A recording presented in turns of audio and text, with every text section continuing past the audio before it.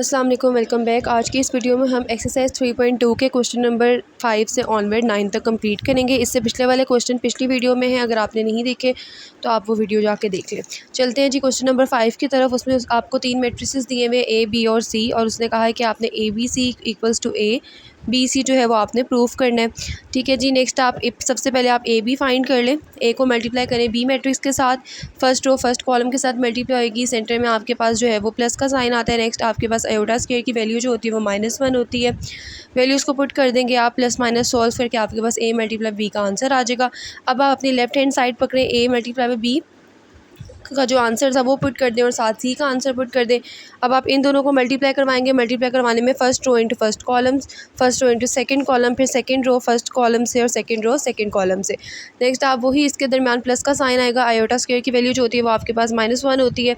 आप इसको सॉल्व करेंगे तो आपके पास इक्वेशन नंबर 1 आ जाएगी। सेकंड में आपने सबसे पहले बी और सी को मल्टीप्लाई कर देना है। बी और सी मैट्रिसेस को मल्टीप्लाई करेंगे तो आपके पास आंसर आएगा। उस आंसर के आने के बाद आप राइट हैंड साइड में जो है वो बी और सी की वैल्यू पुट कर देंगे और साथ ए मैट्रिक्स जो है वो आपके पास उसको मल्टीप्लाई कर देंगे।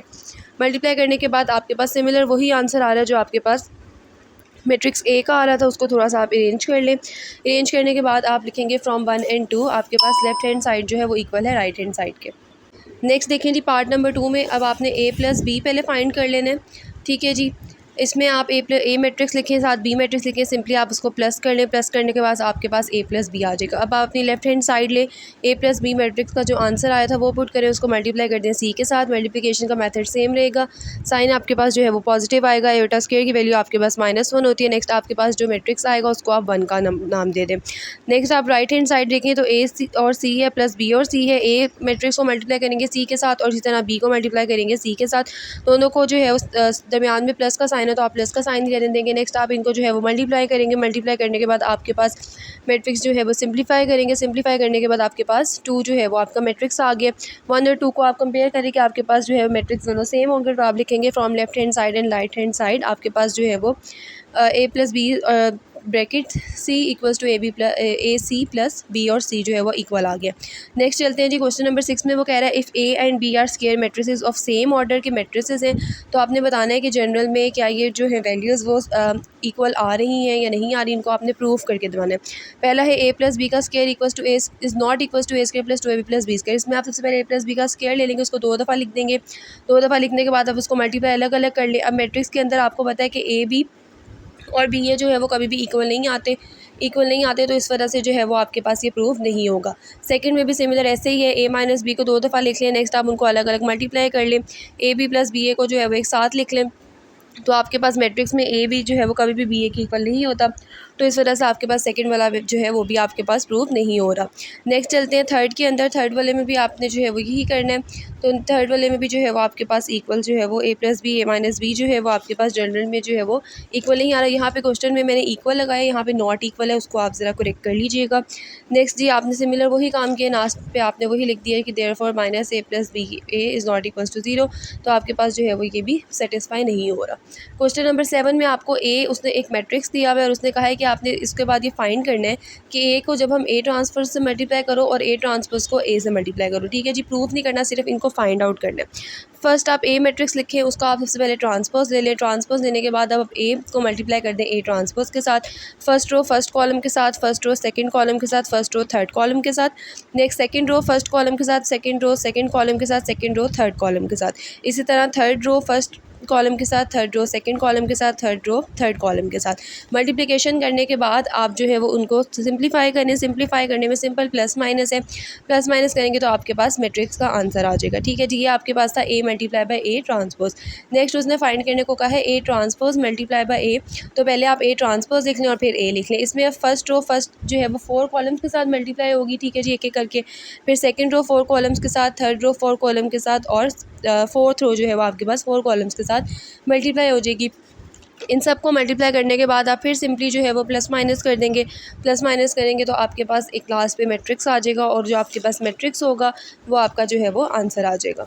नेक्स्ट चलते हैं क्वेश्चन नंबर 8 में। उसने कहा है solve the following equations for x. X की हमने वैल्यूज़ निकालनी है इसके अंदर। ठीक है, पहली इक्वेशन उसने हमें दी हुई है 3x - 2a = b और साथ उसने a मैट्रिक्स दिया हुआ है और b मैट्रिक्स दिया हुआ है। सबसे पहले आप लिख लें जी 3x - 2a = b। अब आप इसके अंदर वैल्यूज़ जो आपको दी हुई हैं, एक्स की वैल्यू नहीं है, एक्स ऐसी रह जाएगा, -2 ए की वैल्यू पुट कर दें और साथ आप बी मैट्रिक्स पुट कर दें। अब आपको नज़र आ रहा है कि 2 जो है वो ए के साथ मल्टीप्लाई हो रहा है, तो सबसे पहले जो है वो 3x को एज इट इज़ रहने दें। -2 जो है उसको सारे अंदर वाले जो आपकी एंट्रीज़ हैं मैट्रिक्स की उसके साथ मल्टीप्लाई करवा दें। मल्टीप्लाई करवाने के बाद जो है वो आपके पास एक न्यू मैट्रिक्स आ जाएगा और इक्वल्स टू बी जो है वो आपके पास एज इट इज़ रहेगा। नेक्स्ट चलते हैं जी, यहाँ पे 2 आपके पास जो मल्टीप्लाई करवाया था उस मैट्रिक्स के अंदर वो मैट्रिक्स यहाँ पे आपके पास माइनस हो रहा है। दूसरी साइड पे जाके आप उसको प्लस कर दें। प्लस करने के बाद जो है वो दोनों को ऐड करके वैल्यूज़ आपकी एंट्रीज आ जाएंगी, फिर आपके पास एक मैट्रिक्स आ जाएगा। अब 3x जो है 3 यहाँ पे मल्टीप्लाई हो तो जाके उसको डिवाइड करवा दें, 1/3 कर दें और नेक्स्ट आपके पास अंदर मल्टीप्लाई करेंगे तो x की वैल्यू आ जाएगी। पार्ट नंबर 2 भी सिमिलर इसी तरह ही है, 3x - 3a = b, sorry 2x - 3a = b। इसमें 2x ऐसी रहेगा, -3 a की वैल्यू पुट कर दें, b की पुट कर दें, फिर 3 को सारे a की वैल्यूज़ के साथ मल्टीप्लाई कर दें। मल्टीप्लाई करने के बाद आपके पास इधर माइनस हो रहा है, माइनस हो रहा है तो जाके इसको प्लस कर दें। प्लस करने के बाद आप सिंपली जो है वो अपनी एंट्रीज़ को ऐड करेंगे। ऐड करने के बाद जो है वो आपके पास x की वैल्यू जो है वो 1/2 को अंदर मल्टीप्लाई करेंगे तो x आपके पास मैट्रिक्स आ जाएगा। क्वेश्चन नंबर 9 में वो कह रहा है solve the following matrix equation for a। अब आपने a के लिए जो है वो फाइंड आउट करना है। 1 आपको दिया हुआ है मैट्रिक्स, उसमें a जो है वो आपके पास अननोन है। सबसे पहले आप देख रहे हैं कि a के साथ मैट्रिक्स एक नेगेटिव हो रहा है, माइनस हो रहा है, उसको आप दूसरी तरफ लेके जाके पॉजिटिव प्लस कर दें। प्लस करने के बाद उसको फर्दर सॉल्व करें और आपके पास इक्वेशन नंबर 1 आ जाएगी। इसके अंदर अब हमने a की वैल्यू फाइंड करनी है तो a की वैल्यू हम लेट कर लेते हैं कि जी a जो है वो ABCD है। नेक्स्ट आप इसको वैल्यूज़ के अंदर पुट कर दें। ए जो आपने लेट किया था ए की जगह पे उसको पुट कर दें। नेक्स्ट आप उसको मल्टीप्लाई कर दें। मल्टीप्लाई करने के बाद आपके पास जो है वो दो मैट्रिक्स आ जाएंगे। एक राइट हैंड साइड पे तो था ही, लेफ्ट हैंड साइड पे जो आपने मल्टीप्लाई किया है वो आपके पास एक मैट्रिक्स आ गया। अब आपको पता है डेफिनेशन, इक्वल मैट्रिक्स की डेफिनेशंस के अकॉर्डिंग आप इनको जो है वो इक्वल रख लेंगे।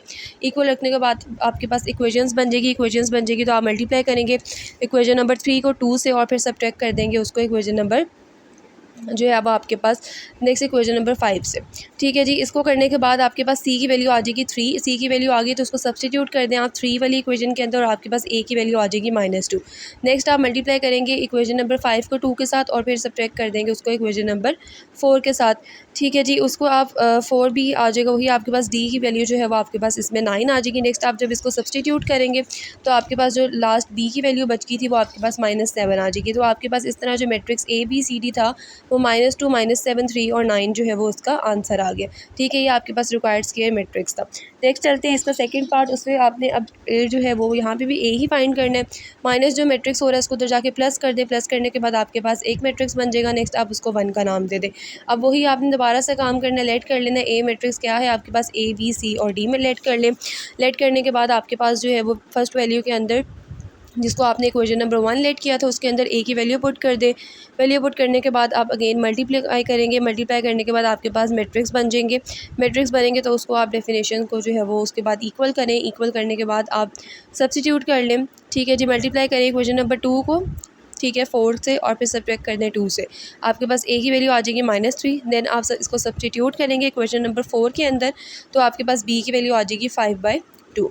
ठीक है जी, a और b की वैल्यू आ गई। अब c और d की वैल्यू रहती है। c और d की वैल्यू फाइंड करने के लिए आप इक्वेशन नंबर 5 जो है उसको 2 से मल्टीप्लाई करेंगे और फिर जो आपकी थर्ड इक्वेशन है उससे आप सब्ट्रैक्ट कर देंगे तो आपके पास c की वैल्यू आ जाएगी।